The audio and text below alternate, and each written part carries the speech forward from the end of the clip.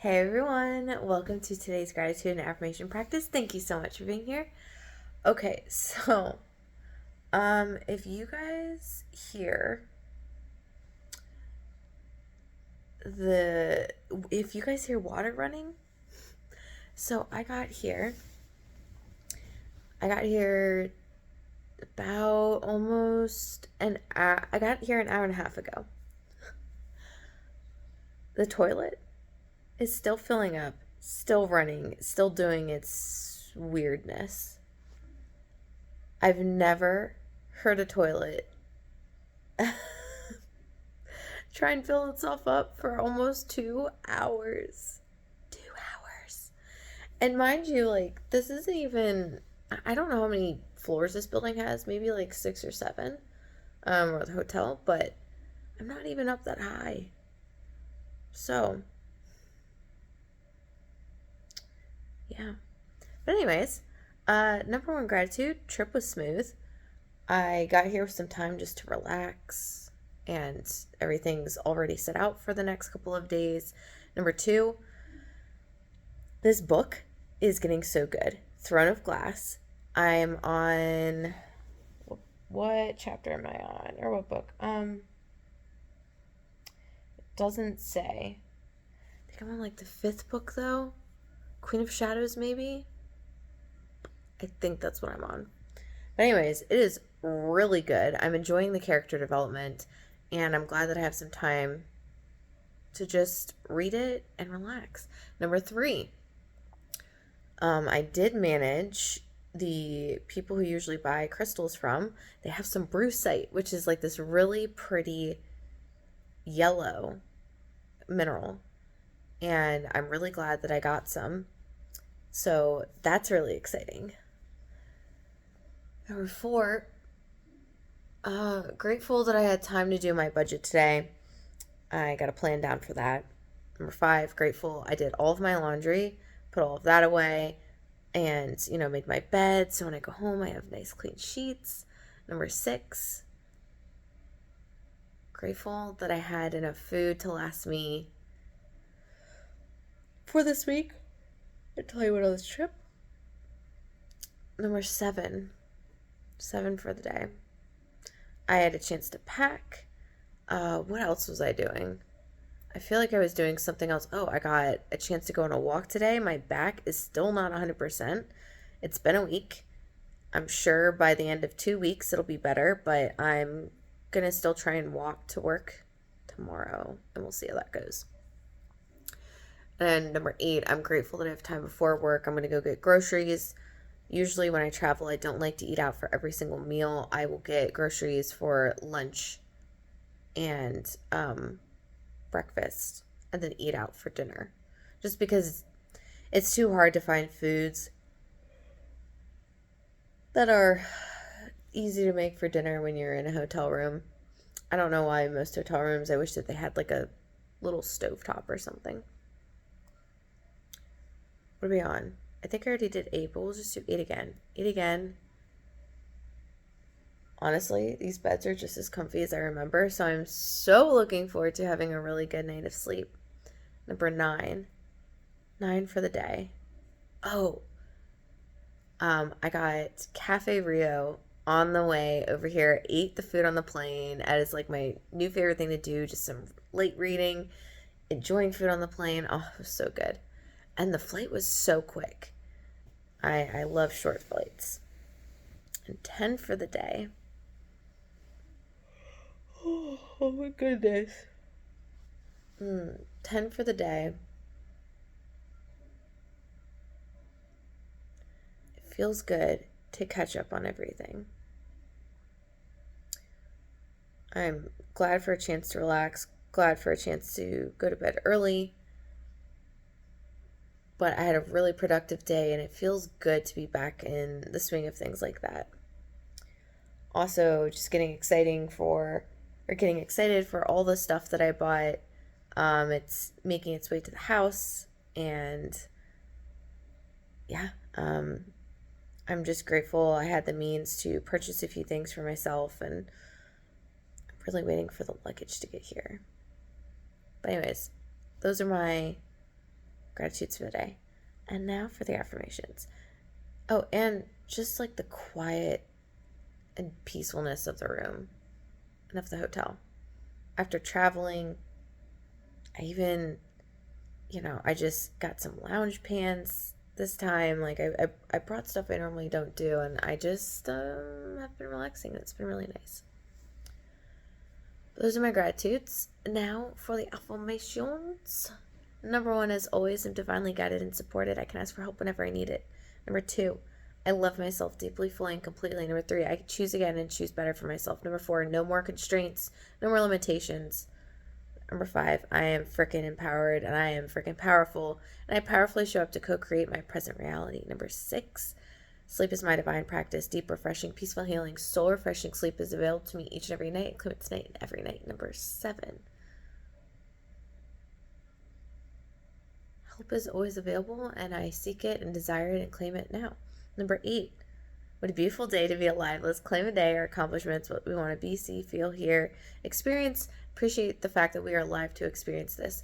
Can't believe, guys, I am like walking in almost better. It's such a world of a difference from where I was at last Sunday. I think we're on 8. We'll do 8 again, if so. Breathe easily and deeply in the sanctuary of bliss, peace, protection where I powerfully reside. Number 9. I'm not going to stress. Everything's being worked out for my ultimate good. Anything I deeply desire is now a part of my life. And 10 for the day.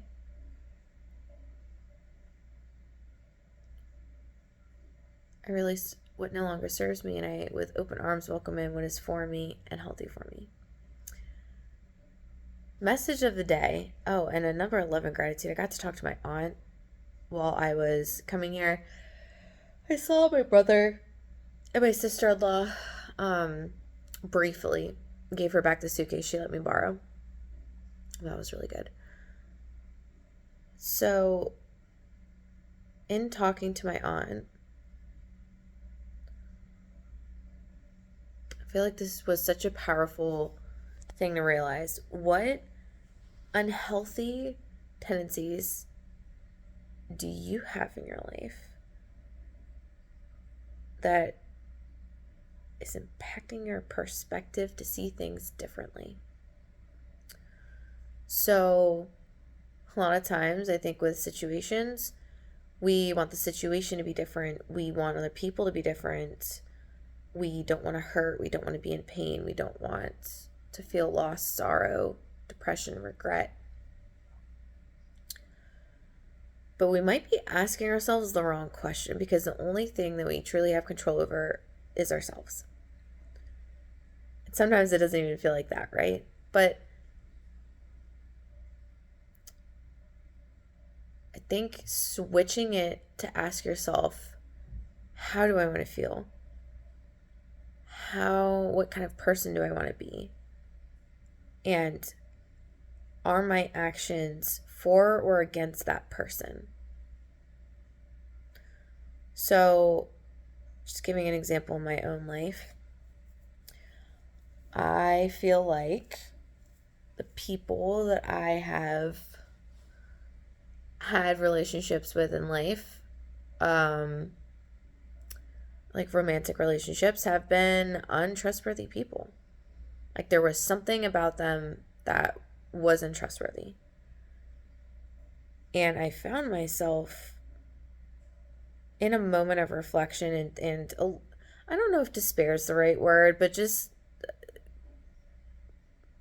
on the cusp of despair, when you're first starting to think the thoughts and you're like, oh man, like there's nothing that can be done about this. I had a thought where I was like, man, this is a bummer. For the rest of my life, I'm not going to be able to be fully myself in relationships with confidence, because I'm always going to have to kind of have one eye open or prepare myself for the moments of distrust when they do occur. And I caught that thought and I was like, why would I want that for my life? Why would I want that for myself? Why am I always with people that are untrustworthy in a degree that, like, I need them to be trustworthy? And a lot of this comes from my childhood and how I had to act growing up and how I had to protect myself and still feel like I have to protect myself. But the reality is um my actions are what are unhealthy and are untrustworthy because I'm not being my full self. And if I don't want to be a person that is put into a place where I have to use survival tactics, I have to establish my boundary for myself of, if I find out that a person that's in my life, romantic or otherwise, is untrustworthy, I don't need to mold myself to the situation. I don't need to do whatever I need to do in order to figure out if this person finally became trustworthy. I just need to remove myself. And that's just a more personal example, but recognize where you have unhealthy tendencies, not because you want that for yourself, but because that's just maybe how you've always operated. And so if I want to feel good in my skin, I can't be around untrustworthy people. I'm sorry, it's just not something I'm going to do anymore. And, I think expanding this out further, you can say, yeah, well, all humans are a little bit untrustworthy. Okay, sure, but there should be a definite difference between when you have a situation where you can confront another person about being untrustworthy, their actions are going to speak volumes. And if you later down the line you find out that they're untrustworthy for the same thing, it just means that they never really took any action to make themselves a person that's trustworthy. Also, you can look at this too. It's never really about the other person. If I'm finding untrustworthy people, then there's something about myself that I do not trust. And if I was fully trusting myself, it wouldn't really matter if untrustworthy people were in my life, because I would have full confidence and trust in myself that I would remove myself and or protect myself in a way that didn't allow me to get entangled in it.